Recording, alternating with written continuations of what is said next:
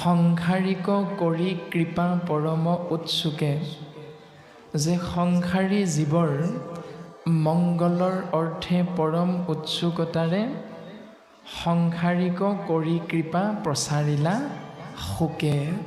শুকগুৰুৱে সংসাৰী জীৱ ২৪টা তত্ত্বৰে গঠিত একাদশ ইন্দ্ৰিয়যুক্ত আমি মলমতী মনুষ্যৰ পৰম মংগল সাধনৰ অৰ্থে এই ভাগৱত বস্তু প্ৰচাৰ কৰিছে, প্ৰকাশ কৰিছে। আৰু আমিও মান্যতা প্ৰদান কৰি কলিৰ মলমতী মনুষ্যই ইয়াক আশ্ৰয় কৰি এই ভৱ বৈতৰণী পাৰ হ'বৰ বাবে যদ্যপি ভকতি নৱবিধ মাধৱৰ শ্ৰৱণ কীৰ্তন আতি মহা শ্ৰেষ্ঠতৰ। এই শ্ৰৱণ কীৰ্তন মহাভক্তিক আশ্ৰয় কৰাৰ খেপা ইচ্ছা আশ্ৰয় কৰি আমি সাধু সন্ত মহন্ত ভকত বৈষ্ণৱ আদিৰ সংগত নিজকে আমি আশ্ৰয় কৰোৱাওঁ। আৰু এই পথৰেই পথিক হিচাপে জীৱতত্ত্বই এই সংসাৰৰ পৰা পৰম গতি লাভ কৰিব পাৰে। কিন্তু তাৰ বাবে গুৰুজনাই এটি সুন্দৰ উপদেশ দি গ'ল যে সেই সুধীবৃন্দ, তোমালোকে শ্ৰৱণ কীৰ্তন নামৰ দুটুকুৰা চাবোন যদি শাস্ত্ৰসন্মতে আশ্ৰয় কৰিব পাৰা, তেতিয়াহে বিচৰা ধৰণে পৰম মংগল সাধন হ'ব। সেই দৰ্শনটো কি? শুনা সভাসদ পদ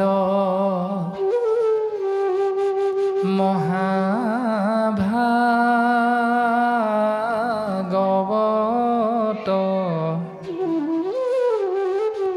পুৰাণৰ সূৰ্য শাস্ত্ৰ শুনিও মহত।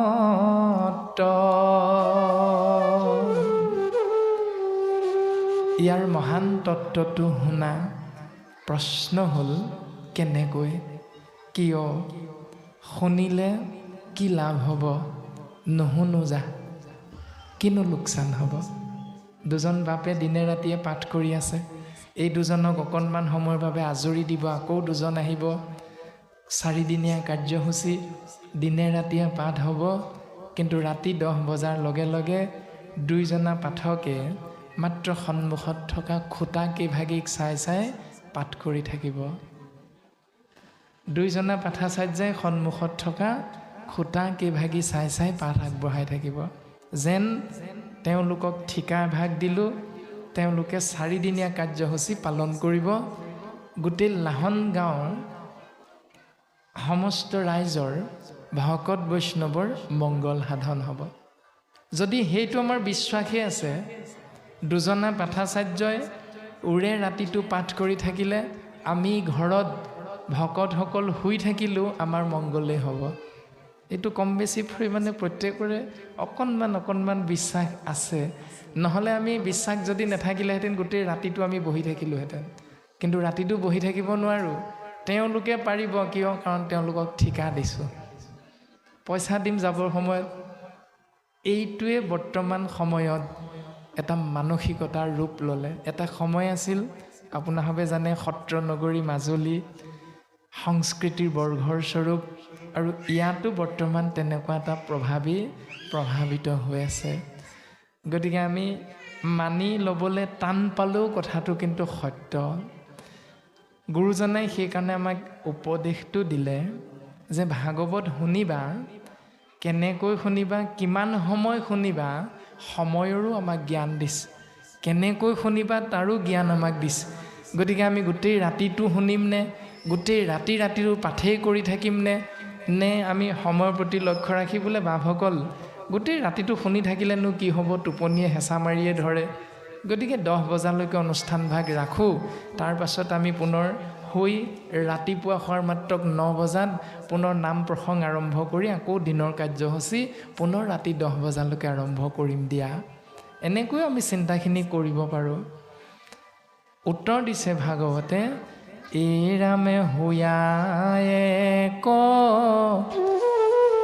শৰণ যিজনে শুনৈ আক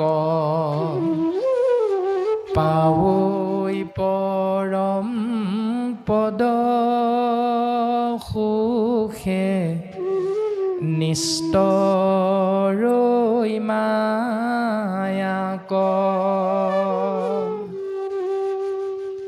সেই সুধীবৃন্দ যিজনে এক শৰণীয়া হৈ ভাগৱত কথা শুনিব, তেওঁ শালুক্য সাজুৰ্য সাৰূপ্য সামীপ্য আৰু নিৰ্বাণ বা মোক্ষ এই 5 প্ৰকাৰ পৰম পদৰ গৰাকী তেওঁ অনায়াসে হ'ব পাৰে, মাত্ৰ শৰণীয়া হৈ শুনিব লাগিব।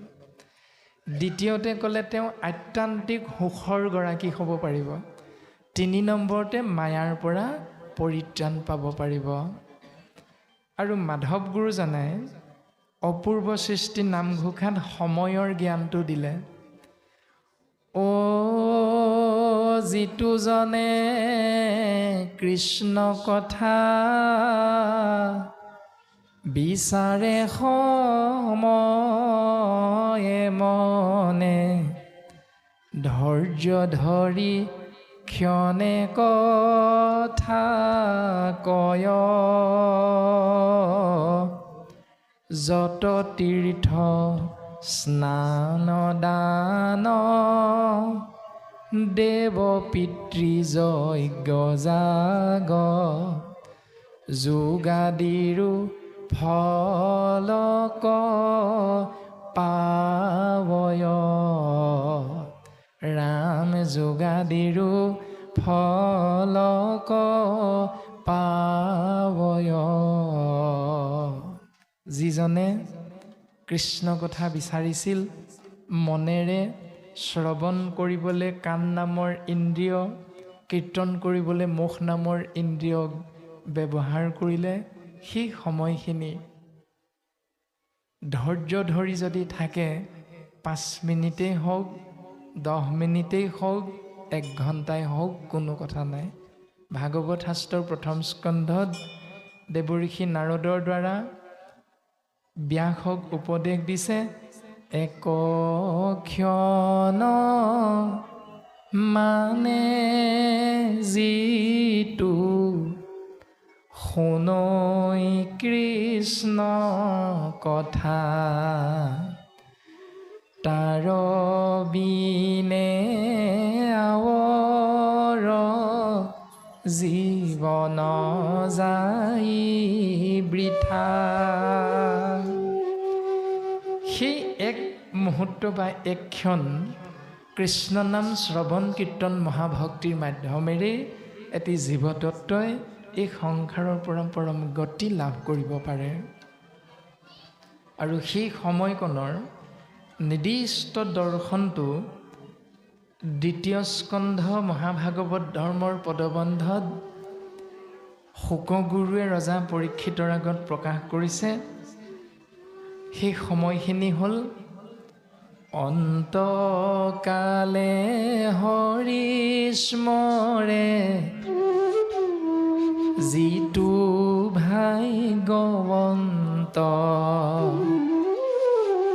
তাহাৰ মহিমা কহি কোনে পাৱে অন্ত। এতিয়া আমাৰ খেলি মেলিটো লাগি আছে সেইখিনিত, যে শুকগুৰুৱে ক'লে মৃত্যুৰ প্ৰাক মুহূৰ্তত যদি কৃষ্ণ নামটো আশ্ৰয় কৰিব পৰা যায়, তেতিয়াহ'লে সেই জীৱতত্ব পৰম সৌভাগ্যৱন্ত। সেই ক্ষণটোৰ কথা কোৱা হৈছে। এতিয়া আমি ভাবি ল'লোঁ কি, ভাগৱতে দেখোন ঠিকেই কৈছে, মৰিবৰ সময়তহে কৃষ্ণ বুলি ক'ব লাগে। গতিকে মোৰ 20 বছৰ হৈছেহে, মই এতিয়াইনো কেলে শৰণ ল'ব লাগে?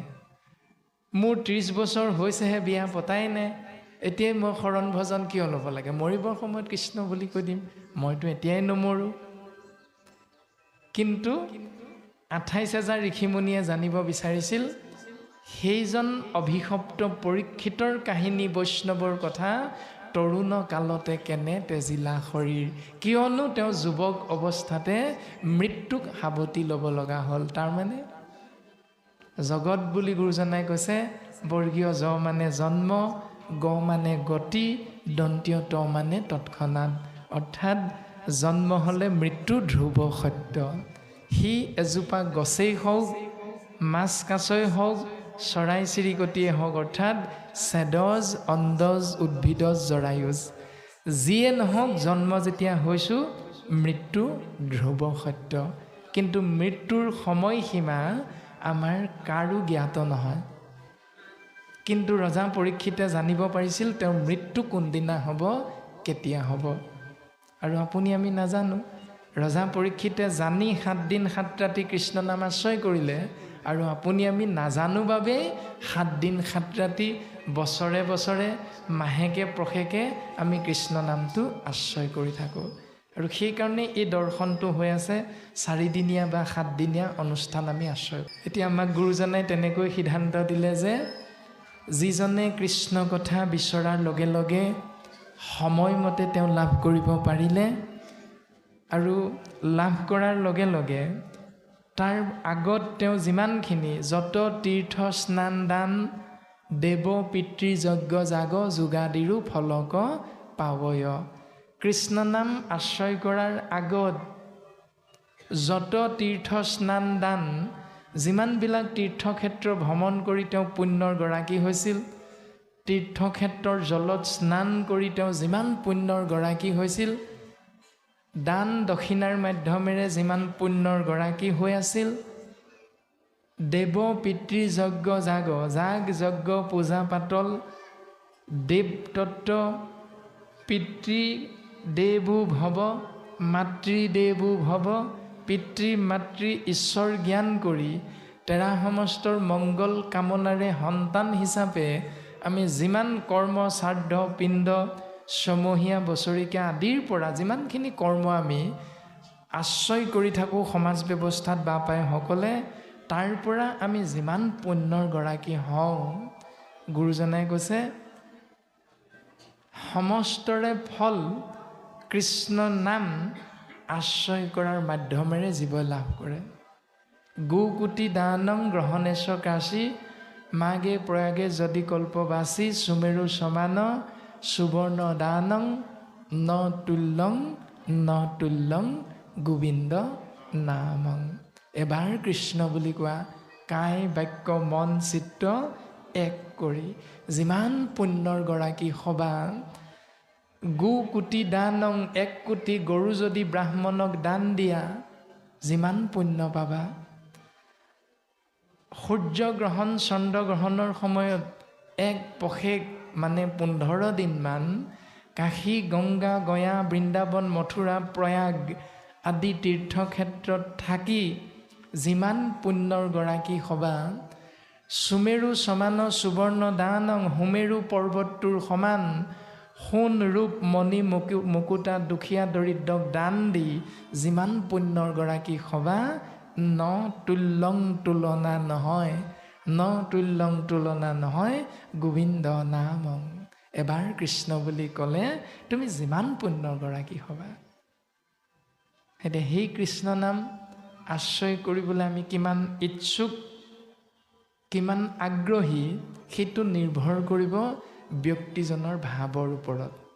এতিয়া আমি কেনেকৈ ভাবিছোঁ, কিয় নামঘৰলৈ আহিছোঁ, সেইটো আমি প্ৰত্যেকে নিজে নিজেহে জানিম। গতিকে ভাৱেই ভক্তি, ভাবিলেই ভগৱন্তক পায়, লাগিব মাত্ৰ ভাৱত শুদ্ধতা। আৰু সেই শুদ্ধতাটোৰ বাবে গুৰুজনাই কৈছে অব্যক্ত ঈশ্বৰ হৰি, কি মতে পুজিবা তাংক, ব্যাপকত কিবা বিসৰ্জন, এটাগন্ত মূৰ্তি শূন্য, কেন মতে চিন্তিবাহা ৰাম বুলি শুদ্ধ কৰা মন। মনটো শুদ্ধ কৰাৰো একমাত্ৰ উপায়টো হ'ল কেৱল ৰাম নাম।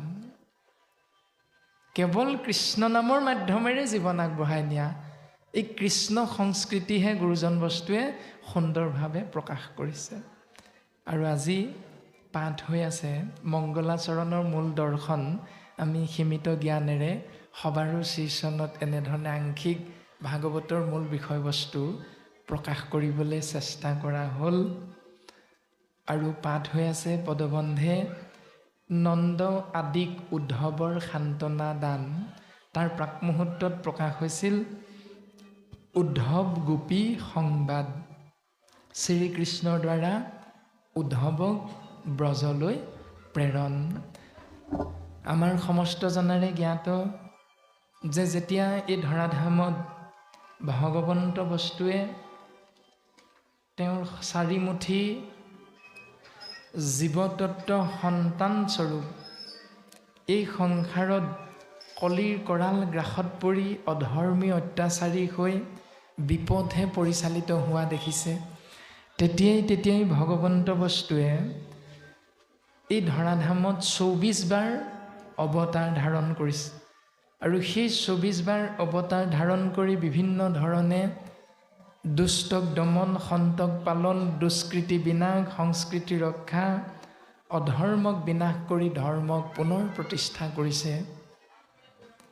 আৰু এনেধৰণে ভগৱন্ত পুৰুষে কলিত গুৰুৰূপে শংকৰ নাম লৈ অৱতাৰ ধাৰণ কৰিছে। ইটো লোক সমস্তকে কৰিতে উদ্ধাৰ, শংকৰ মাধৱ ৰূপে ভৈলা অৱতাৰ। শংকৰ মাধৱ ৰূপে ভগৱন্ত পুৰুষ আহি এই ধৰাধামত জীৱৰ মংগল সাধনৰ পথ কেৱল আদি সত্য যুগে শুদ্ধ ধৰ্ম আছিল একমাত্ৰ হৰি নাম, দেৱহৱে গুপ্ত কৰিলে কৰি কপট। সেই চল কপট কৰি কৃষ্ণ নাম লুপ্ত কৰা আদি সত্য যুগৰ শুদ্ধ ধৰ্ম নাম বস্তুক শংকৰ মাধৱ ৰূপে ভগৱন্ত পুৰুষে গুৰুৰূপত অৱতাৰ ধাৰণ কৰি জীৱৰ মংগলৰ বাবে পুনৰ সেই নাম বস্তুক উদ্ধাৰ কৰিছে, প্ৰকাশ কৰিছে। আৰু এনেধৰণে যেতিয়া তেওঁ এই নাম বস্তুক প্ৰচাৰ কৰিছে, প্ৰকাশ কৰিছে, তেতিয়াই তেৰাৰ শিক্ষাগুৰু মহেন্দ্ৰ কন্দলীকে ধৰি বিভিন্নজন ব্ৰাহ্মণ পণ্ডিতে গুৰুজনাক ঊৰ্ধ্ব বাহু কৰি শংকৰকে গুৰু মানিছোঁ বুলি তেৰাৰ চৰণ কমলত শৰণ গ্ৰহণৰ বাবে যেতিয়া যুঁজা কৰিছে, তেতিয়াই তৎকালেই গুৰুজন বস্তুৱে গোপী উদ্ধৱ সংবাদ অনুবাদ কৰি সেই পুথি থাপনাত ৰাখি ব্ৰাহ্মণ পণ্ডিতসকলক, যিসকলে শৰণ গ্ৰহণ কৰাৰ ইচ্ছুক, তেৰা সমস্ত শৰণ প্ৰদান কৰিছে। তাৰ বহু বছৰৰ পাছত মহাৰাজ নৰনাৰায়ণৰ ৰাজসভাত হাতী মাৰি ভুৰুকাত ভৰাইছে, নাম লাভ কৰিছে গুণমালা। আৰু সেয়া হ'ল কৃষ্ণ উদ্ধৱ সংবাদ।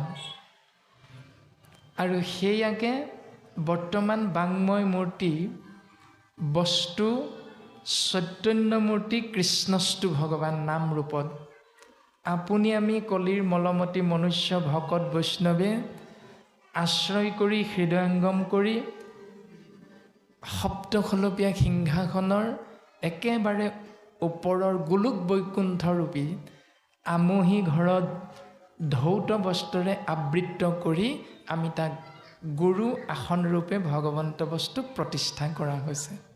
আৰু তাকেই আমি আশ্ৰয় কৰি সমস্তজনে নামঘৰৰ বাটচৰা তোৰণ আদি দেখাৰ লগে লগে ভক্তিত আমাৰ এই চকু দুটা মুঠ খাই যায় আৰু এই শিৰ ভাগি এক মুহূৰ্তৰ বাবে তললৈ সাউলি আহে। কৃষ্ণ বুলি ভাৱনাটো হৃদয়ৰ মাজত গুঞ্জৰিত হয়। এয়াই হ'ল ভক্তি মাৰ্গৰ দৰ্শন। জানিবও পাৰোঁ কৃষ্ণ নাম আশ্ৰয় কৰিলে কি লাভ হ'ব, আৰু নাজানিবও পাৰোঁ কৃষ্ণ কৃষ্ণ বুলি কৈ থাকিলে কিনো লাভ হ'ব। সেইকাৰণে মাধৱ গুৰুজনাই নামঘোষা শাস্ত্ৰত কৈছে, জ্ঞানে বা অজ্ঞানে মাধৱৰ নাম, ফুৰে যিটোজনে সুঁৱৰি, তাংক মূৰ বুলি হাতে চক্ৰ ধৰি, ৰাখিয়া ফুৰন্ত হৰি। কেৱল কৃষ্ণ নাম। আৰু গুৰুজন বস্তুৱে এনেধৰণেও সিদ্ধান্ত দিছে, অ মাধৱে বুলন্ত মোক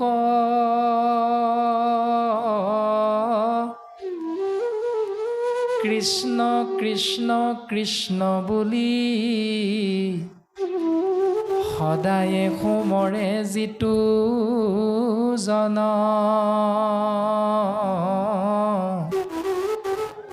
জলহন্তে যেন পদ্ম নৰকৰ পৰাতাংক আপোনো উদ্ধাৰু ৰংগ মনে।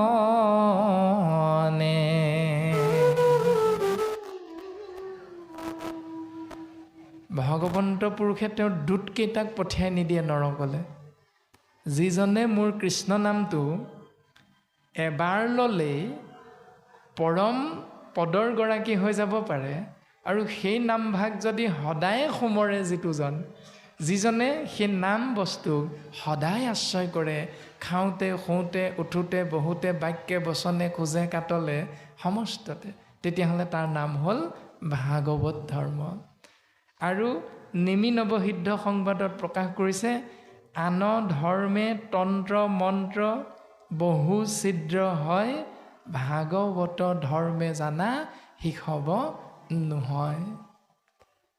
আন ধৰ্ম তন্ত্ৰ মন্ত্ৰত যি সংশয় থাকে, আমাৰ যি ভয় থাকে, ভাগৱত ধৰ্মত সেই ভয়টো নাই। আৰু ভাগৱত ধৰ্মৰ দৰ্শনটো ইমান সুন্দৰভাৱে গুৰুজনাই কৈছে, জল পুষ্প ফল মূল খাদ্য দ্ৰব্য যত অন্ন আদি কৰি সবে অৰ্পিব কৃষ্ণত। তেতিয়া লাভ কি হ'ব? এইৰাম তেবে গৃহ ধৰ্মে হিংসা দুখে নপাৱয়, কৃষ্ণে কনিষ্ঠ হুয়া মুকুতি সাধয়। সেই ব্যৱস্থাটো পালনৰ মাধ্যমেৰে জীৱতত্ব গৃহস্থী ধৰ্মী পালন কৰা হ'লেও তেওঁ এই সংসাৰৰ পৰা মুকুতি লাভ কৰিব পাৰিব। এই দৰ্শনটো ভাগৱতে দিছে। তাৰ পাছত এইটো হ'ল প্ৰথম পৰ্যায়টো, কৃষ্ণ নামতে আমি অৰ্পণ কৰোঁ। কিন্তু 28,000 ঋষিমুনিৰ আকৌ শৌনক নামৰ বয়োবৃদ্ধ ঋষিজনে 28,000 ঋষিমুনিৰ সৈতে নেতৃত্ব লওঁতে তেওঁ মনৰ ভাৱনা এটা প্ৰকাশ কৰি দিলে সকলোৰে হৈ, যে আমি সহস্ৰ বৎসৰ অৰ্থাৎ 1000 বছৰ এটা যজ্ঞ কৰি আছোঁ। সেই যজ্ঞটোত আমাৰ লাভ কি হৈছে? হোমে ধূমে ধূম্ৰ বৰ্ণ ভৈল কলেবৰ। লাভ সেইটোৱে হৈছে, যিটো কৰ্ম কৰোৱাত নাহিকে বিশ্বাস, আপোনাৰ আয়ুক কৰিলোঁ ব্যৰ্থে নাশ। আমি যিটো 1000 বৰ্ষজোৰা যজ্ঞ কৰিলোঁ, ইয়াত আমাৰ লাভ এটাই হ'ল, যজ্ঞৰ ধোঁৱা আমাৰ শৰীৰত লাগি শৰীৰটো ধোঁৱা বৰণীয়া হ'ল। শৰীৰৰ লজ্জা নিবাৰণৰ বাবে পৰিধান কৰা ন্যূনতম বস্ত্ৰভাগিও আমাৰ ধোঁৱা ধোঁৱা গোন্ধাবলৈ ধৰিলে। গতিকে সেই উগ্ৰশ্ৰৱা সুত গুৰু, আমি তোমাৰ চৰণত সেৱা নিবেদন কৰিছোঁ যে আমি বুজি পোৱা কথাটো হ'ল, কৃষ্ণত অৰ্পিয়ামি কৰোঁ কৰ্ম যত, তাতো নানান বিঘিনি আছে, জানিলো মনত। 1000 বছৰ যে যজ্ঞটো কৰিছিলোঁ, কৃষ্ণ নামত অৰ্পণ কৰিহে কৰিছিলোঁ। কিন্তু কৃষ্ণ নামত অৰ্পণ কৰি কৰা কৰ্মটো যে নানান প্ৰকাৰে বিঘিনি আহিব পাৰে, আমি আজিহে বুজি পালোঁ। গতিকে সম্প্ৰতি তুমিহি চিন্তি উক মহাহিত কৰায়ুক পান কৃষ্ণ চৰিত্ৰ অমৃত। গতিকে বৰ্তমান সম্প্ৰতি মানে বৰ্তমান তুমি আমাৰ হিত সাধনকাৰী মংগল কৰোঁতা হে উগ্ৰশ্ৰৱা সুতগুৰু, তুমি আমাক কৃষ্ণ নাম শ্ৰৱণ কীৰ্তন মহাভক্তি নামৰ সেই দুটুকুৰা চাবোন আমাক তুমি কৃপা কৰা। আৰু তাৰ মাধ্যমেৰে গুৰুজন বস্তুৱে ভাগৱত ধৰ্মৰ শুদ্ধ ৰূপটো প্ৰকাশ কৰি দিলে। শুদ্ধ ৰূপটো কি? ৰাম ৰাম তপজপ তীৰ্থ ব্ৰত আৰু সদাচাৰ ধন জন গৃহপুত্ৰ ভাৰ্যায়া পুনাৰ সমস্তকে শুদ্ধ ভাৱে অৰ্পিলে কৃষ্ণত তাকে সেবুলয় ধৰ্ম মহাভাগৱত। তাৰ নামহে হ'ল মহাভাগৱত ধৰ্ম। তাৰমানে সকলোকে অৰ্পণ কৰি দিলে নহ'ব, শুদ্ধ ৰূপত অৰ্পণ কৰিব লাগিব। এতিয়া শুদ্ধ ৰূপত অৰ্পণ কৰা আৰু অকণমান যদি চিন্তা কৰি চাওঁ, তেতিয়াহ'লে পদবন্ধে আমি চিন্তা কৰিলে এনেকৈ বুজি পাম, এই ৰাম কৃষ্ণৰ চৰিত্ৰ পৰম অমৃত, আতপৰে নাহি আন, কোটি কোটি তীৰ্থ তপ জপ যজ্ঞ সবেও নহি সমান, কৃষ্ণ গুণ নাম ধৰ্ময় অনুপাম, আকসাৰ কৰি ধৰা, আন দেৱ ধৰ্ম দূৰতে তেজিয়া, কৃষ্ণত ভকতি কৰা, হেন তত্ত্ব জানি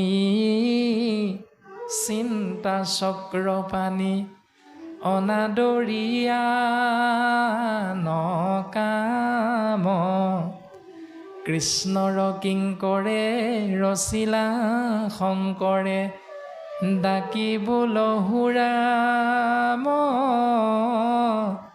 ৰাম। অনাদৰি আন কাম, আন কাম কোনবিলাক? ৩৩ কোটি দেৱ দেৱতাৰ চৰণ চিন্তা কৰা, আৰু সেই চিন্তাক ত্যাগ কৰি কেৱল কৃষ্ণ নাম আশ্ৰয় কৰাটোৱে হ'ল ভাগৱতৰ শুদ্ধ ৰূপ। আৰু তাক এতিয়া আমি কিমান বাপ আয়ে বুজি পাই শুদ্ধ ৰূপত আশ্ৰয় কৰিছোঁ, সেইটো প্ৰত্যেকেই চিন্তা কৰিলে আমি উত্তৰটো পাম। কেনেকৈ? যে আমি প্ৰত্যেকেই ভাগৱত দৰ্শন মতে নিমিনৱসিদ্ধ সংবাদ, আকৌ ভাগৱতৰ প্ৰথম স্কন্ধত শুকগুৰুৰ দ্বাৰা যেতিয়া ৰজা পৰীক্ষিতৰ আগত মংগলময় ভাগৱত কথা ক'বৰ বাবে আগমন ঘটিছিল, সেই দুই আগমনত নিমি ৰজা আৰু পৰীক্ষিত ৰজাই ভকতৰ আগমনৰ বাবে ধন্যবাদটো কাক দিছিল আমি শাস্ত্ৰমতে চাব পাৰোঁ। প্ৰথম ৬০,০০০ ঋষিমুনি গংগাৰ তীৰত উপস্থিত হওঁতে ৰজা পৰীক্ষিতে প্ৰশ্ন আগবঢ়াই দিলে, প্ৰশ্নৰ উত্তৰ যেনেধৰণে প্ৰদান কৰিলে তাত ৰজা পৰীক্ষিত সন্তুষ্ট নহ'ল। প্ৰথম স্কন্ধৰ শেষৰ ফালে এই কথাখিনি সুন্দৰভাৱে উল্লেখ আছে আৰু আপোনাৰ সৰ্বজানন্তা। দ্বিতীয় কথাটো হ'ল, যেতিয়া শুকগুৰুৰ আগমন হ'ল তেতিয়া ৰজা পৰীক্ষিতে কি কৰিছে? গৃহতে থাকিয়া দেখিলোঁ তজুচৰণ। এজন ভকতৰ আগমনত এজন সসাগৰা পৃথিৱীৰ ৰজা হৈ তেওঁ ভকতজনৰ প্ৰতি সেৱা নিবেদন কৰিছে অতিথি দেৱো ভৱ, অতিথিক ঈশ্বৰ জ্ঞান কৰা। সেই দৰ্শনটো এজন ৰজাই বুজি পালে যে সেই গুৰুদেৱ তুমি আমাৰ গৃহত আহি উপস্থিত হ'লা, আমাৰ ৰাজ্যত উপস্থিত হ'লা, আমাৰ কাষত উপস্থিত হ'লা। আমি কি কওঁ গৃহস্থী ধৰ্ম পালন কৰ্তা বা পাইসকলে, এজন আলহীৰ আগমন হ'লে আমি এজোকা ঘোষা গাওঁ, আজি মোৰ গৃহ তীৰ্থটো অধিক, পবিত্ৰ ভৈলা শেষ, যিহেতু সাক্ষাতে জগতৰ গুৰু, আপুনি ভৈলা প্ৰৱেশ। অৰ্থাৎ অতিথি দেৱো ভৱ, গুৰুজনাৰ আদৰ্শত ভগৱন্ত বুলি মানি লোৱা কেইজনমান ব্যক্তিৰ দৰ্শন আনিছে। পিতৃদেৱো ভৱ, জন্ম দিয়া পিতৃক ঈশ্বৰ জ্ঞান কৰিবলৈ উপদেশ প্ৰদান কৰিছে। মাতৃদেৱো ভৱ, জন্মদাত্ৰী মাতৃক ঈশ্বৰ জ্ঞান কৰিবৰ বাবে উপদেশ প্ৰদান কৰিছে। 3 নম্বৰতে অতিথি দেৱো ভৱ, অতিথি এজনক ঈশ্বৰ জ্ঞান কৰিবৰ বাবে গৃহস্থী ধৰ্মৰ মূল উপাদান হিচাপে গুৰুজনে আমাক এই দৰ্শনটো দিছে। এতিয়া ৰজা পৰীক্ষিতে কি কৰিছে, আন হেতু নাই কৃষ্ণৰে খে কৃপা, কিনো ভৃত প্ৰিয় স্বামী। হেতু মানে কাৰণ। পৰীক্ষিতে কৈছে গুৰুদেৱ আপুনি যে আমাৰ গৃহত আহি উপস্থিত হ'ল, ইয়াৰ বেলেগ কাৰণ একো নাই। এটাই কাৰণ, কিনো ভৃত্য প্ৰিয় স্বামী, মই হ'লোঁ ভগৱন্তৰ সেৱক, মই হ'লোঁ ভগৱন্তৰ দাস আৰু ভগৱন্ত সেব্য। গতিকে সেব্য ভগৱন্ত বস্তুৱে সেৱক বা দাসৰূপী আমি মূঢ়মতীৰ শিৰত তোমাৰ উপস্থিতিৰ এই কৃপাকণ বৰ্ষণ কৰিছে। গতিকে ধন্যবাদটো কাক দিলে, ঈশ্বৰক প্ৰেৰণ কৰিলে, ঈশ্বৰৰ চৰণত ধন্যবাদটো অৰ্পণ কৰিলে। আৰু নিমি ৰজায়ো ধন্যবাদটো অৰ্পণ কৰিছে নৱসিদ্ধৰ আগমনত, যে ঈশ্বৰৰ কৃপাতহে আজি আমি গৃহতে থাকি সেই নৱসিদ্ধ তোমালোকৰ চৰণ দৰ্শন পালোঁ। ইমান সুন্দৰ দুজন ৰজাৰ সুন্দৰ চাৰিত্ৰিক বৈশিষ্ট্য। আৰু আমি কি পালন কৰোঁ, শাস্ত্ৰত কৈছে জড়িত থাকে মোৰ ভক্ত উদাৰ চৰিত্ৰ, কীট পতংগকো কৰয় তেখনে পবিত্ৰ। যিহেতু বিষয় সম্বন্ধ সুখ সমস্ত যোনিতে পায়, হৰি সেৱা একো স্থানে নাই, শৰীৰ সেৱাৰ যোগ্য কেৱল মনুষ্য তনু, জানি ফুৰা হৰি গুণ গায়। 84 লক্ষবাৰ তুমি যি শৰীৰতে জন্মগ্ৰহণ নকৰাকীয়ে জীৱ, বিষয় সম্বন্ধীয় সুখ সকলোতে পাবা। কিন্তু ঈশ্বৰ সেৱাৰ বাবে উত্তম পাত্ৰ হ'ল 24টা তত্ত্বৰে গঠিত মানুহৰ শৰীৰটো। বাকী 3 মুঠি জীৱৰো মংগল হ'ব তোমাৰ উপস্থিতিত, কিন্তু তুমি হ'ব লাগিব কেনেকুৱা, উদাৰ চৰিত্ৰৰ এজন ভকত। তেতিয়াহে তোমাৰ উপস্থিতিত ইতৰ কীট পতংগ পৰ্যন্ত সেই স্থানত মংগল সাধন হ'ব। এতিয়া আমি চিন্তা কৰিব লাগে, যেতিয়া আমি এখন গৃহস্থীত গৈ এটা ৰাতি কটাবলৈ যাওঁ, কোন আহিছে বোলে মামা আহিছে, কোন আহিছে পেহা আহিছে, কোন আহিছে মহা পেহী আহিছে, আপাদৌ আহিছে, ককাইদেউ আহিছে, সম্পৰ্কবিলাকক দোহাই দি যেতিয়া আমি এখন গৃহত গৈ 2 দিনমান থাকিবৰ বাবে উপস্থিত হ'ম, তেতিয়া আপোনাৰ মোৰ উপস্থিতিত সেই ঘৰখনত কিমান মংগল হয় আৰু কিমান অমংগল হয়, আমি অকণমান চিন্তা কৰি দিওঁচোন। উত্তৰটো কি হ'ব? জড়িত থাকে মোৰ ভক্ত উদাৰ চৰিত্ৰ, যি স্থানত মোৰ উদাৰ চৰিত্ৰৰ এজন ভকতৰ উপস্থিতি হয়, তাত ইতৰ প্ৰাণীৰো মংগল হয়। আৰু আপুনি আমি উপস্থিত হ'লে সেই ঘৰখনত আমলৰীয়া হাঁহটোৰ মৃত্যু হয়, হয় নহয় বাৰু? হয়। পুখুৰীত থকা 3জনীমান মাছৰ মৃত্যু হয় আপোনাৰ মোৰ উপস্থিতিত। বোলে মহা আহিছে, কি খুৱাম এতিয়া, ভাতমুঠিটো ভালকৈ খুৱাব লাগিব। ভাগৱত ধৰ্মৰ শুদ্ধ ৰূপটো আমি কিমান পালন কৰিছোঁ তাৰ এটা দৰ্শন আগবঢ়াই দিয়া হৈছে। আমি শুদ্ধ ৰূপত পালন কৰিছোঁ নাই, তাকহে অকণমান আলোচনাৰ আওতালৈ টানি অনা হৈছে। দ্বিতীয়তে সন্তানটোৰ মংগল বিচাৰি যেতিয়া মেট্ৰিক পৰীক্ষাৰ প্ৰাক মুহূৰ্তত নামঘৰত গৈ বন্তি গছ জ্বলাই থৈ আহোঁ। যাওঁনে বাৰু এইটো ব্যৱস্থা পালন কৰোঁনে? কৰোঁ। যিদিনা ভগৱন্তৰ কৃপা ধন্য হৈ সন্তানটোৱে লেটাৰ মাৰ্কসহ ষ্টেণ্ড কৰিব, সুখ্যাতিৰে উত্তীৰ্ণ হৈ পিতৃ মাতৃৰ গৌৰৱ কঢ়িয়াই আনিব, বিদ্যালয়খনৰ শিক্ষক শিক্ষয়িত্ৰীলৈ গৌৰৱ কঢ়িয়াব, আৰু আমিও সেই সন্তানৰ কৃতকাৰ্যতাত সফলতাত আমিও অকণমান বুকু ফিন্দাই গৌৰৱ কৰোঁ। বোলে কোন বুলি ভাবিছা? মই তেওঁৰ মমায়েকহে এই বুলি কওঁ। বোলে মোৰে ভতিজা সেয়া। তাৰপিছত টিউশ্যন কৰা ব্যক্তিজনো কওঁ, বোলে মইহে টিউশ্যন কৰিছিলোঁ, মোৰেই ছাত্ৰ, এই বুলি আনৰ আগত কৈ আমি গৌৰৱ কৰোঁ। কিন্তু যিদিনা ফলাফল ওলাব, সেইদিনা নামঘৰত গৈ ধন্যবাদটো দিবলৈ ঈশ্বৰৰ ওচৰত কেইজন পিতৃ মাতৃ যাওঁ? এজনো নাযাওঁ। সেইদিনা ধন্যবাদটো কাক দিওঁ? 5টামান ব্ৰইলাৰক। খানা এটা হয়। কৃতকাৰ্যতা লাভৰ বাবে বন্তি গছ জ্বলালোঁ নামঘৰত কৃষ্ণৰ সন্মুখত, আৰু সফলতাটো অহাৰ লগে লগে ধন্যবাদটো দিবলৈ ঈশ্বৰক পাহৰি থাকিলোঁ। ধন্যবাদটো দিলোঁ 5টামান ব্ৰইলাৰক। এইটোৱে হ'ল ভাগৱত ধৰ্মৰ বিপৰীত নিয়মটো। গতিকে গুৰুত দিম, দেৱত দিম, ভকতত দিম, নামত দিম, সত্য অংগীকাৰ কৰিলোঁ। আহাৰ মাহ অহাৰ লগে লগে হাতৰ আগে পাছে কঠীয়া পাৰিলোঁ। কিন্তু ন খাবৰ দিনা পাতল হয়নে ডাঠ হয়? ডাঠেই হয় নটো। গুৰু গুলিমাৰ, দেৱ গুলিমাৰ, ভকত গুলিমাৰ, নাম গুলিমাৰ, আমলৰীয়া হাতো মুচৰি মাৰ। এইখিনি হ'ল ভাগৱত ধৰ্ম। ভাগৱত পঢ়ি পঢ়ি, ভাগৱত শুনি শুনি আপুনি আমি লাভ কৰা জ্ঞান। বাপ দুজনে ভাগৱত পঢ়ি আছে, আৰু কিমানজনে পঢ়িব ইয়াত 4 দিনত? পঢ়া কেইজনৰো আমাৰো একেটাই স্বভাৱ, আৰু শুনি থকা সকলৰো স্বভাৱ একেটাই। গতিকে পঢ়াৰ পৰা কি লাভ হৈছে, কি লোকচান হৈছে, 5 মিনিটমান চিন্তা কৰিলে তাৰ উত্তৰটো পাই যাম। উদ্ধৱে সুধিছে, হে প্ৰভু, হে প্ৰাণবন্ধু মোক বুলিও বুজাই, ঋষি সমস্তৰ কিয় একমতি নাই? ঋষি সমস্তৰ কিয় একমতি নাই? বেদ অধ্যয়ন কৰি প্ৰত্যেকজন ঋষিমুনিয়ে বেদে কৰ্ম মাৰ্গৰ কথা কৈছে বুলিহে ক'লে। কোনোবাই ক'লে নহয় জ্ঞান মাৰ্গৰ কথা কৈছে, কোনোবাই কৈছে নহয় তপস্যা কৰা, কোনোবাই কৈছে তীৰ্থ ভ্ৰমণ কৰা। একেভাগিয়ে বেদ পঢ়ি পঢ়ি ঋষিমুনিসকলে জীৱৰ মংগলৰ বাবে কিয় এটা উপায় দি থৈ নগ'ল? জানিব বিচাৰিছে। ভগৱন্ত পুৰুষে উদ্ধৱক উত্তৰ দিছে যে, সেই উদ্ধৱ তুমি শুনাচোন, তুমি সোধা প্ৰশ্নৰ উত্তৰ আমি তোমাক কওঁ। মাধৱে বুলন্ত সখী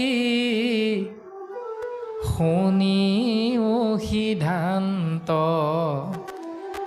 তুমি মোৰ মহামিত্ৰ ভকত একান্ত। উদ্ধৱ, তুমি সোধা প্ৰশ্নৰ উত্তৰ মই এই কাৰণেহে তোমাক ক'ম। তুমি সুধিছা কাৰণে মই কৈ নিদিওঁ। তোমাক এই কাৰণেই ক'ম, কাৰণ তোমাৰ লগত দুটা বিশেষ তত্ত্ব আছে। তত্ত্ব দুটা কি? তুমি মোৰ মহামিত্ৰ, অৰ্থাৎ মোৰ দ্বাৰা সৃষ্টি হোৱা 33 কোটি দেৱ দেৱতাৰ লগত তুমি বন্ধুত্ব স্থাপন নকৰি তুমি কেৱল মোৰ বন্ধু হ'লা, সেইকাৰণে মই তোমাক ক'ম। দ্বিতীয়তে ক'লে, তুমি মোৰ মহামিত্ৰ ভকত একান্ত, তুমি 33 কোটি দেৱ দেৱতাৰ ভকত নহলা, তুমি কেৱল মোৰ ভকত হ'লা, সেইকাৰণে মই তোমাক ক'ম। এতিয়া সেই দুটা তত্ত্ব আপোনাৰ আমাৰ লগত আমি যোগ কৰি ৰাখিবলৈ চেষ্টা কৰিছোঁ নে নাই কৰা? যদি কৰিছোঁ, তেতিয়াহ'লে ভাগৱতৰ দৰ্শন যে মই বিনে বেদে কিছু আনন বখানে, চাৰিও বেদৰ তত্ত্ব অৰ্থ এহি মানে। হেৰা উদ্ধৱ, বেদে কাৰো কথা কোৱা নাই, কেৱল মোৰ কথা কৈছে। জীৱা জানা শুনা মানে এৰা আন গ্ৰন্থ। তুমি ইয়াৰ আগত যিখিনি শুনিছিলা, তোমাৰ যিমান জ্ঞান আছিল সকলোখিনি তুমি এৰি পেলোৱা। এতিয়া মই তোমাক যিখিনি ক'ম তুমি সেইখিনি শুনা। সেইকাৰণে ভাগৱত কথা বৈকুণ্ঠৰ শাস্ত্ৰ কৃষ্ণ মুখৰ বচন, আৰু কি তত্ত্বক পায় যেই সেইজন। ভাগৱত কথা ঘটিয়াম বাটিয়াম মানুহ এজনে কোৱা কথা নহয়। ভাগৱত ভগৱন্ত পুৰুষ, যাক আমি মণিকূটৰ সপ্তশলপীয়া সিংহাসনত আছে বুলি এটা বিশ্বাস কৰি সামাজিক ব্যৱস্থা এটা আমি বজাই ৰাখিছোঁ প্ৰত্যেকেই, সেই বিশ্বাসক যদি দোহাই দিওঁ তেতিয়াহ'লে কোনোবা এজন মানুহে কোৱা কথা নহয়। নীতি নিয়মবিলাক, সেই নীতি নিয়মবিলাক ভগৱন্ত পুৰুষে নিজ মুখে কৈ আছে। গতিকে কোনটো সত্য কোনটো অসত্য তাক বুজিবৰ বাবে যদি খেলি মেলি লাগে, তেতিয়াহ'লে নিমি নৱসিদ্ধ সংবাদত উত্তৰটো দিছে। ঋষি মুখে আন ধৰ্ম কৰায়াবে কত। ঋষিসকলৰ মুখেৰে প্ৰকাশ কৰা কৰ্ম ধৰ্মৰ নাম হ'ল আন ধৰ্ম। কহিলায়া পোন মুখে নিজ ধৰ্ম যত।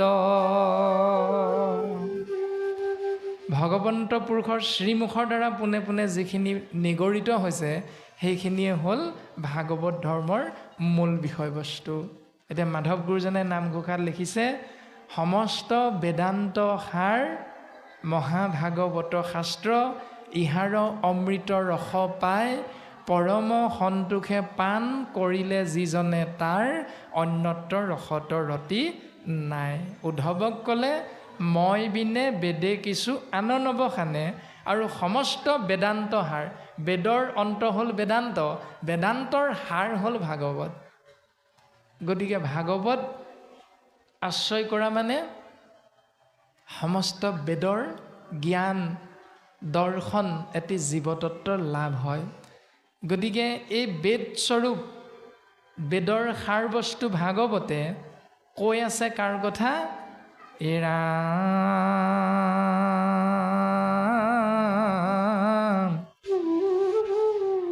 যে সেই সুধীবৃন্দ তোমালোকে শুনাচোন, যি বেদে তোমাক কহে তাক নিতে পঢ়ে, তথাপি অজ্ঞান তাৰ নিতে নিতে চৰে। যি বেদে প্ৰভু কেৱল তোমাৰ কথা কৈ আছে, সেই বেদক কলিৰ মলমতী মনুষ্যই প্ৰত্যেক দিনাই প্ৰত্যেক নামঘৰতে, অসম মুলুকৰ কোন ভাগী নামঘৰত কোনখন গাঁৱত আজিলৈকে ভাগৱত পাঠ হোৱা নাই বাৰু? প্ৰত্যেকতে হৈ আছে। তথাপি অজ্ঞান তাৰ নিতে নিতে চৰে। চোৱাচোন মানুহবিলাক ইমান মহামূৰ্খ যে তথাপিতো মানুহবিলাক দিনে দিনে অজ্ঞানীহে হৈ গৈ আছে। এতিয়া আমি জ্ঞানী নে অজ্ঞানী, তাৰ উত্তৰটো পালন কৰা নীতি নিয়মখিনি ভাগৱতত আছেনে নাই যদি কোনোদিন জানিবলৈ ইচ্ছা কৰা নাই, কেৱল পিতৃয়ে পালন কৰিছিল, ককা দেউতাই পালন কৰিছিল, আমাৰ সমাজত আগৰ পৰা এইটো নিয়মেই চলি আছে, এই বুলি ভাবি যদি সেইটোকে পালন কৰি থাকোঁ, তেতিয়াহ'লে শাস্ত্ৰই আমাক কৈছে আমি এইখিনি অজ্ঞানী। বিশ্লেষণ কৰিব লাগিব, চাব লাগিব আমি। ইতিমধ্যে কোৱা হৈছে যে নিমি ৰজাই ধন্যবাদটো ঈশ্বৰক দিলে, আৰু আপুনি আমি ধন্যবাদটো ব্ৰইলাৰকেইটাক দিলোঁ। গতিকে সেইটো নিয়ম ভুল। দ্বিতীয়তে বাৰ্থডে বুলি আমি যিটো কেক কাটো, সেই কেকটো কাটোতে কেকটোৰ ওপৰত মৰমৰ সন্তানটোৰ নামটো লিখা থাকে, থাকেনে বাৰু? থাকে। তো মুণ্ডন কৰ্ম কৰাৰ কাৰণটো কি? মুণ্ডন কৰ্ম কৰাৰ কাৰণটো যে এটা টেকেলি নামৰ পাত্ৰত মৃত ব্যক্তিজনৰ নামটো লিখুৱাই, আৰু সেই টেকেলি নামৰ পাত্ৰটো এটা লাঠিৰে মাৰ মাৰি ভাঙি দিয়াই, তাৰ পাছত প্ৰকাশ কৰে যে এইটো কি আছিল? বোলে মোৰ দেউতা, কাৰণ নামটো লিখা আছে ব্যক্তিজনৰ, মৃত ব্যক্তিজনৰ। যদি তোমাৰ দেউতা, তুমি কি কৰিলা? বোলে মই মাৰ মাৰি মূৰতে মাৰি দিলোঁ। তেতিয়াহ'লে তুমি তোমাৰ দেউতাক মাৰ মাৰি মাৰিলা, গতিকে ইয়াৰ অপৰাধত তুমি প্ৰায়শ্চিত্ত কৰিব লাগিব। যদি এটা টেকেলি নামৰ পাত্ৰত মৃত ব্যক্তিজনৰ নামটো লিখি দিলেই মাৰ মাৰি দিয়াৰ লগে লগে দেউতাকক মৰা হয়, তেতিয়াহ'লে বাৰ্থডেৰ নামত মৰমৰ সন্তানটোৰ নাম কেকটোৰ ওপৰত লিখি সেই নামটোত চুৰি কটাৰীখন লগাই এটুকুৰা কাটি মুখত দিয়া মানে সন্তানৰ মাংস কাটি পিতৃ মাতৃয়ে ভক্ষণ। পৰম্পৰা কৰ্ম প্ৰথমেই কোৱা হৈছে পৰম্পৰাগত কৰ্ম, আৰু পৰম্পৰাগত কৰ্মক শাস্ত্ৰত লৌকিক কৰ্ম বুলি কোৱা হৈছে। সেই লৌকিক কৰ্ম মানে লোকৰ মুখে মুখে প্ৰচলিত যিখিনি কৰ্মক সমাজত আজিও খামোচ মাৰি ধৰি থকা নিয়মটো আছে, সেই কথাখিনি আমি প্ৰকাশ কৰা হৈছে যে ভাগৱত ধৰ্ম আৰু আমি পালন কৰি থকা নীতি নিয়মখিনিৰ মাজত শুদ্ধ আৰু অশুদ্ধ ৰূপটো বুজিবৰ বাবে সেই যিটো কথা কোৱা হৈছে টেকেলিত নাম লিখি মাৰ মাৰি দিয়া কৰ্ম, সেই কৰ্মটো বামুণীয়া কৰ্ম বুলি পৰম্পৰাগত। আৰু আমাৰ সমাজত শিৱসাগৰ জাজি খনামুখৰ সমাজত আৰু বিভিন্ন বামুণীয়া কৰ্মৰ সমাজত এই নিয়মটো প্ৰচলিত আছে। তাৰ অৰ্থ এইটো নহয় যে বামুণসকলক আমি ককৰ্থনা কৰা হৈছে, আমি এইটো কোৱা নাই। আমি ক'ব বিচাৰিছোঁ এটা তুলনা, আৰু বাপজনে যদি দুখ পাইছে সেইটোৰ বাবে আমিও দুখিত, কিয়নো আমি কাকো ব্যক্তিগতভাৱে এই কথাটো কোৱা নাই। আমি মাত্ৰ বুজিবৰ বাবে বিষয়টো টানি অনা হৈছে, এইটো তুলনা কৰা হৈছে। আৰু সেই তুলনাটো ভাগৱতত যিহেতু নাই, চতুৰ্থ স্কন্ধ পুৰঞ্জন উপাখ্যানত লিখা আছে। আপোনাভাৱে নিশ্চিত ৰূপত পদবন্ধত চাব, প্ৰাচীন বৰ্হিষী ৰজাৰ দশ প্ৰচেতসগণৰ আগত দেৱঋষি নাৰদে প্ৰকাশ কৰিছে, কোন ভাগৱতে ভোজনী শৰাধে নেও যজমান যজি, আকৌ পঢ়িবাকো শুনিবে নোৱাৰে কাণ কৰে গজগজি। আপোনাভাৱে আমাৰ সন্মুখত যিভাগ ৰাখিছে এই ভাগৰ নাম কি? এইখিনিত যে ভাগ ৰাখি থৈছে এই ভাগৰ নাম কি? ভোজনী। ভাগৱতত চতুৰ্থ স্কন্ধত লিখিছে, কোন ভাগৱতে ভোজনী শৰাধে নেও যজমান যজি, আকৌ পঢ়িবাকো শুনিবে নোৱাৰে কাণ কৰে গজগজি। ভাগৱতৰ কোন স্কন্ধ, কোন অধ্যায়, কোন পদত ভোজনী মুণ্ডন শ্ৰাদ্ধ পিণ্ড ছমহীয়া বছৰিকীয়া কৰিলেহে জীৱৰ মংগল হ'ব, এইটো কোন পদত লিখা আছে দেখুৱাই দিয়া। আকৌ পঢ়িবাকো, এইখিনি ওলালে পঢ়িবলৈ মন নকৰে, শুনিব নোৱাৰে কাণত ঠহৰ ঠহৰকৈ ধৰে। এতিয়া আমি সেইটোহে প্ৰকাশ কৰা হৈছে। বাপজনে ব্যক্তিগতভাৱে গাত পাতি নল'ব কথাখিনি, কিয়নো সেইটো এটা পৰম্পৰাগত কৰ্ম, সেইটো আছিল।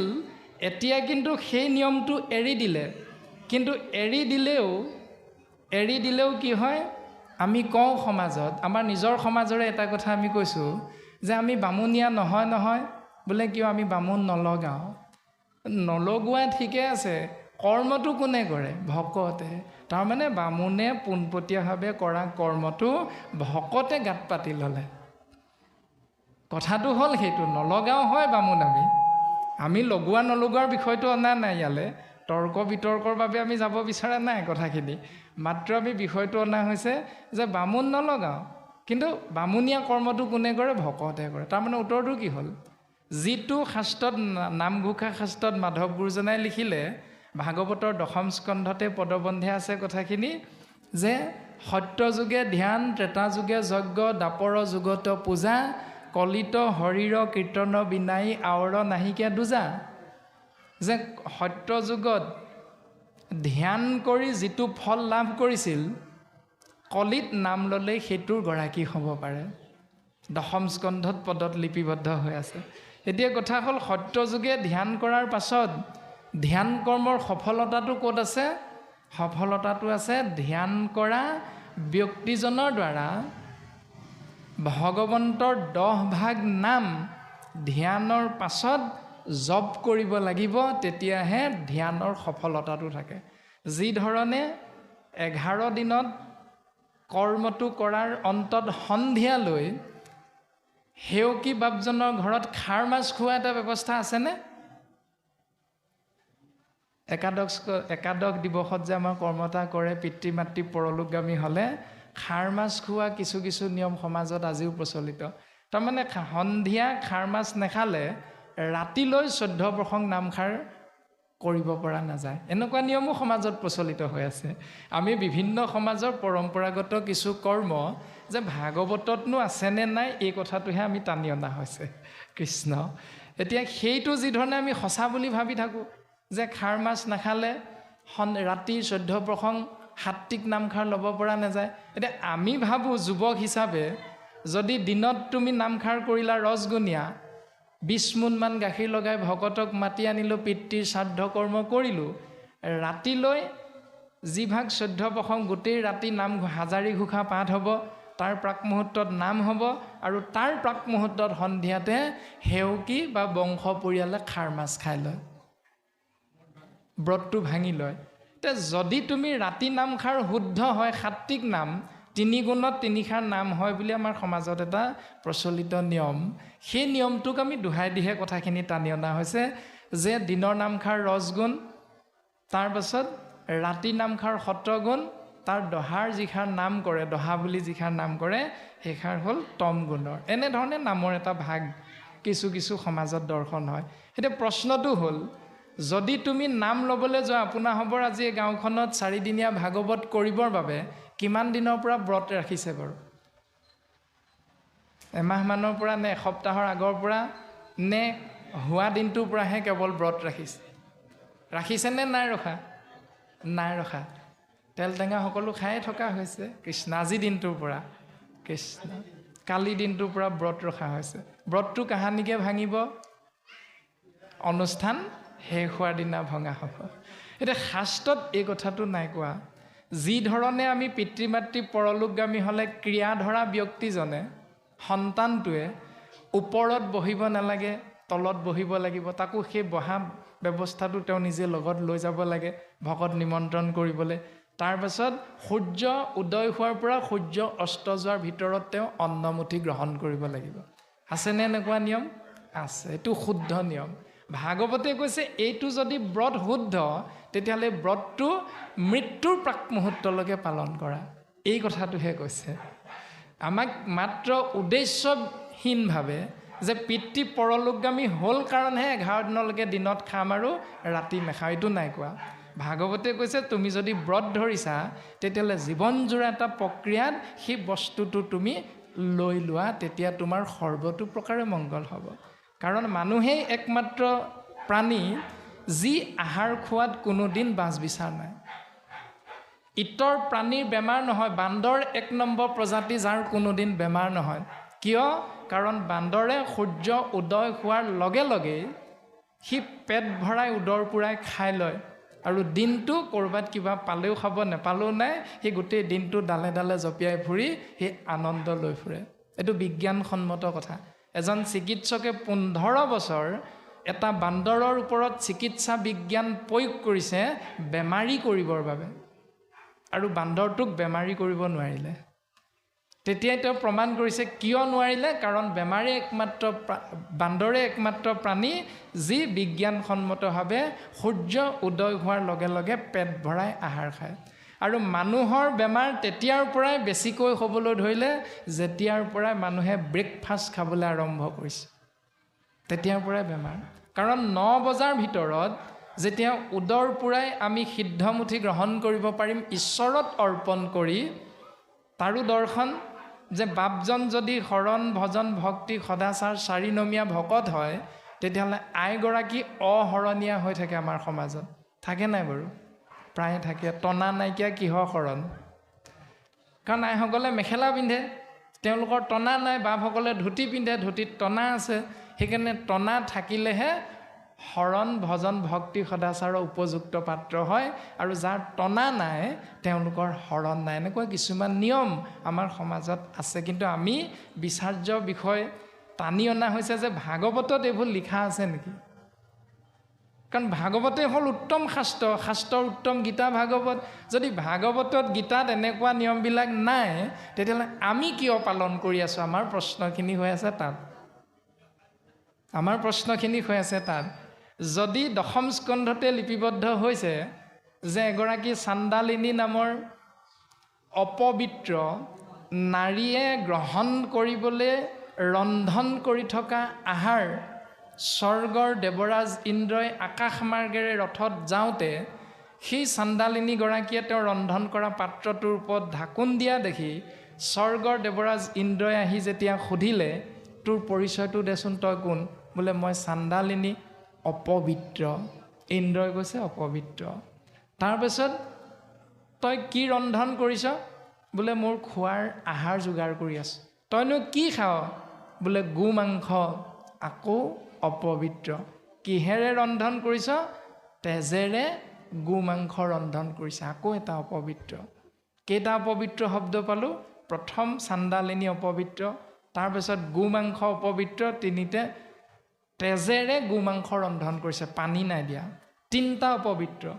এতিয়া মোক কচোন, তই পাত্ৰভাগত ঢাকোন কিয় দিলি? তেতিয়া চাণ্ডালিনীয়ে কৈছে, মাৰিলেও মাৰিব, কাটিলেও কাটিব। আপোনাৰ চৰণৰ ধূলা মোৰ আহাৰত পৰিব বুলি মই ঢাকোন দি দিলোঁ। ইন্দ্ৰ উৎসৱ খাই উঠিছে। মোৰ চৰণৰ ধূলা তোৰ আহাৰত পৰিলে অপবিত্ৰ হ'ব? ইন্দ্ৰটো চক খাই উঠিছে, আচৰিত হৈছে। বোলে কিয়? কাৰণ আপুনি অহৰণীয়া। ইন্দ্ৰ অহৰণীয়া হ'লে, যদি অহৰণীয়াৰ চৰণৰ ধূলা চাণ্ডালিনীৰ আহাৰত পৰিলে অপবিত্ৰ হৈ যায়, প্ৰকৃততে অপবিত্ৰ কোন এতিয়া?